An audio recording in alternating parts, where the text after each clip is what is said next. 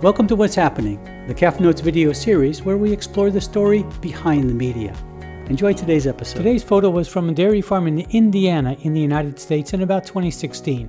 The farm is just north of the city of Indianapolis, which is here.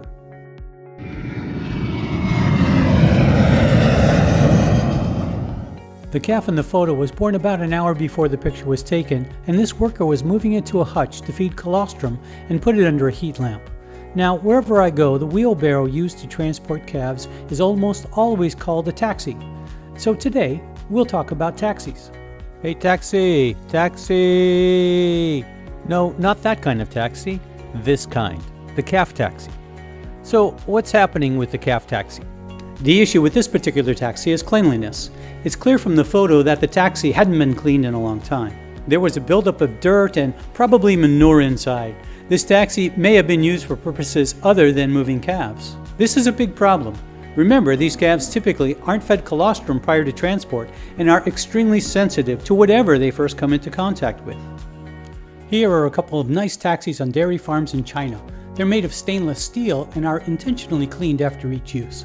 Stainless is much easier to keep clean compared to typical plastic taxis, as we see here from 3 photos taken on farms in the United States and in Europe.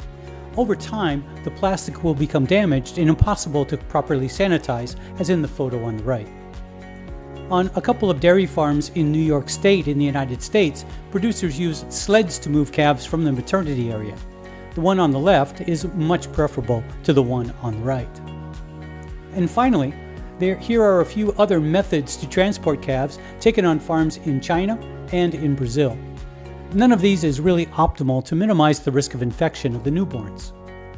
So, what's happening? What gets there first determines in large part whether the calf gets sick or stays healthy. Is it the bacteria or the IgG that arrive first? The taxi is a source of contamination, especially for calves with those without colostrum.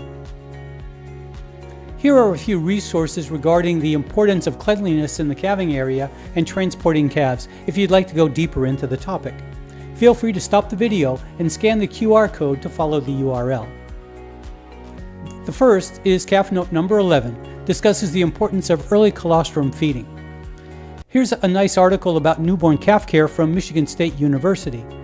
And finally, a deep dive into newborn calf care from Ireland. Remember, calves crave cleanliness, especially right after birth. Paying attention to the details, like keeping a clean taxi, pays dividends. Think of giving your calves the white glove treatment when transporting them. While they may not leave you a tip, they'll thank you with good health. Well, that'll do it for today. Thanks for watching, and see you next time.